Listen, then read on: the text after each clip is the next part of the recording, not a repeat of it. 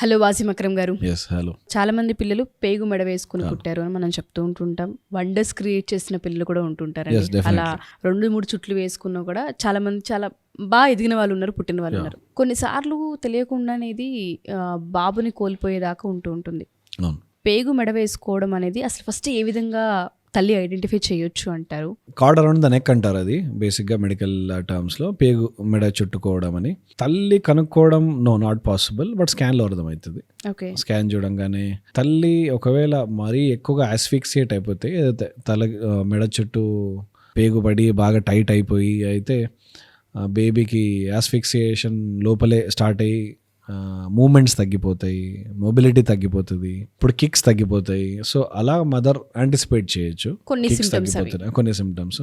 But then ఏమవుతుందంటే starting ఆస్ఫిక్సియేషన్ ఉన్నప్పుడు baby చాలా ఎక్కువ ఇనీషియల్గా రెస్ట్లెస్ అయిపోతుంది. ఇప్పుడు ఫర్ సపోజ్ మనమే ఉన్నాం, ఎవరైనా గొంతు పిసికేస్తున్నాడు అంటే మనం ఎక్కువగా చేతులు కాళ్ళు స్టార్టింగ్లో ఆడిస్తాం, కొట్టుకుంటాం ఇలా. సో అట్లా ఫీటల్ డిస్ట్రెస్ అనేది బాగా పెరుగుతుంది. ఇనీషియల్లీ బేబీ బాగా రెస్ట్లెస్ అయిపోతుంది, లోపల హార్ట్ రేట్ బాగా పెరిగిపోతుంది. సో మదర్కి కొంచెం డిస్కంఫర్ట్ అనిపిస్తుంది. And also there are many other factors due to which మదర్కి డిస్కంఫర్ట్ రావచ్చు. సో నెససరీ లేదు తనకి ప్రతి డిస్కంఫర్ట్ అయ్యే బేబీకి ఏమన్నా అయిందా అని చెప్పి. So if they go to a doctor scan చేసినప్పుడు ఒకవేళ కార్డ్ అరౌండ్ ద నెక్ ఉంది అని అంటే, ఒకవేళ డెలివరీ టైం దగ్గర వస్తుంది అన్నా, లేకపోతే ఫిటల్ డిస్ట్రెస్ ఎక్కువ ఉన్నా కానీ డెలివరీ ప్లాన్ చేసేస్తారు to make sure that baby also survives and nothing happens to the mother.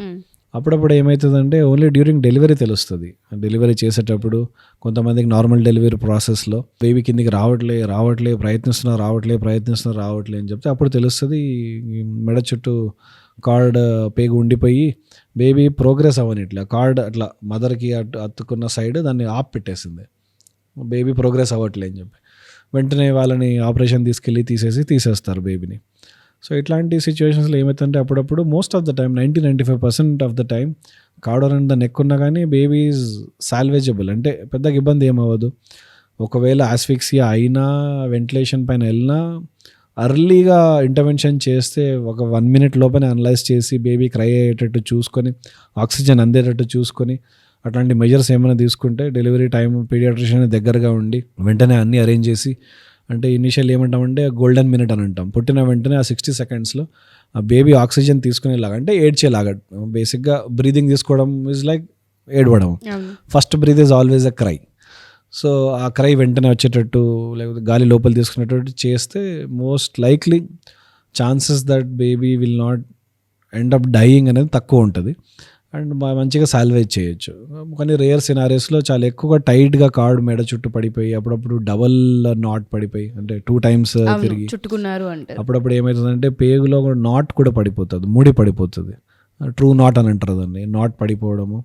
So ఇటువంటి సినారియోస్లో ఏమవుతుందంటే బ్లడ్ సప్లై అనేది తగ్గుతుంది. సో బేబీస్కి blood and nourishment and oxygen అంతా తల్లి పేగు నుంచే వస్తుంది. ఆ పేగే మెడ చుట్టుకొని అదే గట్టిగా టైట్ అయిపోతే ఆ బ్లడ్ సప్లై, ఆ నరిష్మెంట్ సప్లై, ఆక్సిజన్ సప్లై తగ్గిపోతుంది. సో అప్పుడు బేబీస్ డిస్ట్రెస్లోకి వెళ్ళిపోతారు, హార్ట్ రేట్ పెరిగిపోయి సర్క్యులేషన్ అందక. సో ప్రాబ్లం అయ్యి చాలా మటుకు పేరెంట్స్ రియలైజ్ చేయకపోతే, ప్రెగ్నెంట్ మదర్స్ రియలైజ్ చేయకపోతే foetal demise in the uterus కూడా అయిపోతుంది. అంటే పొట్టలోనే without even delivery, without even going into labour బాబు లోపల చనిపోవడం చాలా కేసెస్లో అవుతాయి. కొంచెం డిస్కంఫర్ట్ ఉన్నా కానీ అందుకే ఏమని చెప్తారనంటే వెంటనే డాక్టర్ దగ్గరికి వెళ్ళండి, లేకపోతే మీ గైనకాలజిస్ట్ని, ఆబ్స్టెట్రిషియన్ని ఇంటికి దగ్గరగా ఎంచుకోండి అని చెప్తారు. మన తక్కువ ఎకనామిక్ స్టేటస్ ఉన్న కేసెస్లో కూడా బేసిక్గా మన నేషనల్ హెల్త్ మిషన్ ప్రకారం లాస్ట్ ట్రైమిస్టర్లో అట్లీస్ట్ వీక్లీ వన్స్ లేకపోతే 15 daysలో ఒక స్కాన్ అనేది చేయించుకుంటే స్కాన్స్ చేస్తుంటే ఇవన్నీ రూల్ అవుట్ చేయడానికి. బట్ చాలా సందర్భాల్లో సార్ ఇన్ని స్కాన్స్ రాస్తున్నారు, డబ్బులు అయిపోతున్నాయి, ఇన్ని స్కాన్స్ రాస్తున్నారని చాలాసార్లు స్కాన్స్కి సంబంధించి మాట్లాడుతుంటుంటారు. కొన్నిసార్లు ఒక్క స్కాన్ అయినా సరే బేబీ లైఫ్కి సంబంధించింది. డెఫినెట్లీ ఈ స్కాన్స్ వల్ల ఏమైందంటే మనకి ఫీటల్ అవుట్కమ్ బాగా బయటకు వస్తుంది, గ్రోత్ బాగా అవుతుందా, ప్రాబ్లమ్స్ ఏమన్నా అవుతుందా. సో వీటిని అన్నింటినీ మనం ఇంటర్వ్యూన్ చేయొచ్చు.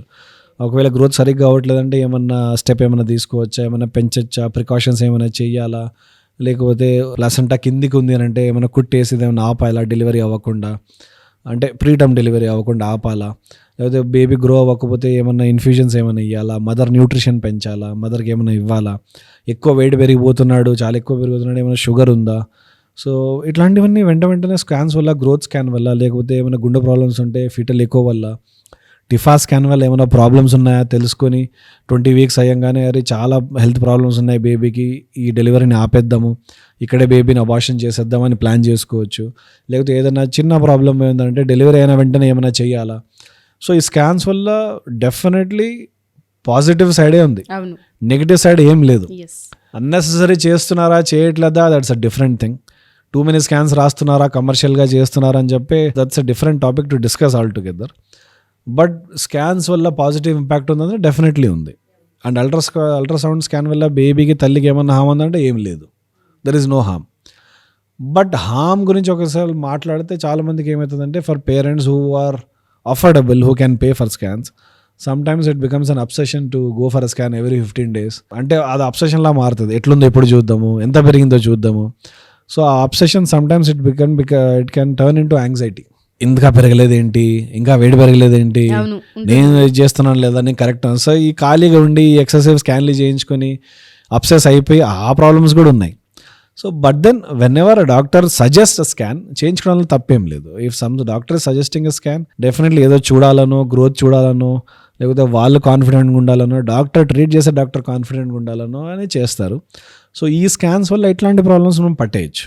లోపల బేబీ గ్రో అవుతుందా, ప్రాబ్లంలో ఉందా, డెలివరీ ఏమైనా చెయ్యాలా, మోషన్ ఏమైనా చేసేసిండా, లోపల వెయిట్ గెయిన్ సరిగ్గా ఉందా లేదా, ఇట్లాంటి ఎనీ చిన్న చిన్న ఫ్యాక్టర్ పట్టేసుకొని అవుట్కమ్ని మార్చచ్చు. అదే. సో ఏమైనా సీరియస్ అవుట్కమ్ ఉందంటే మనం వెంటనే ఇంటర్వ్యూన్ చేయొచ్చు. పేగు మెడ వేసుకొని పుట్టడం అనేది కొన్ని సందర్భాల్లో తెలియకుండానే డేంజర్ వెళ్ళే అవకాశం అవుతాయి.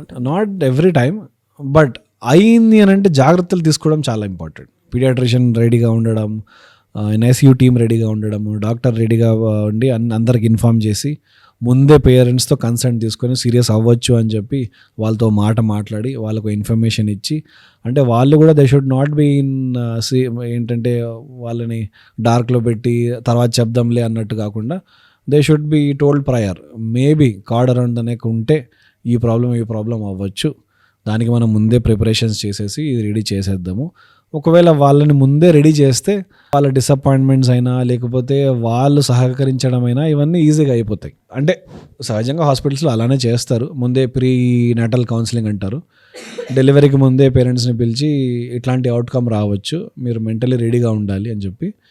అండ్ ఈ ప్రాక్టీసెస్ చేస్తే they will also be ready. Doctors will also have their support to treat further. మీరు చెప్తూ ఉంటే పీడియాట్రిషియన్ డెలివరీ అప్పుడు మ్యాండేటరీగా పక్కన ఉండాలనేది అర్థమవుతుంది, కంపల్సరీ. సో అది కొన్ని హాస్పిటల్స్లో ఇంకా ఎంత మారినప్పటికి కూడా ఆ ఎక్విప్మెంట్, ఆ డాక్టర్స్ ఇంకా లేకపోవడం అనేది కొంత సాడ్ థింగ్. అది రూరల్ ఏరియాస్లో డెఫినెట్లీ, ఇంకా సిటీస్కి వస్తే కూడా డెఫినెట్లీ మీరు అన్నట్టు ఇంకా not every hospital has a paediatrician మ్యాండేటరీగా చూడట్లేదు. మీరు చెప్పినట్టు ఏదైనా ఎమర్జెన్సీ ఉన్నప్పుడు పక్కన పీడియాట్రిషియన్ ఉండడం అనేది అవసరం పిల్లల భవిష్యత్తు. Thank you sir, thank you so much.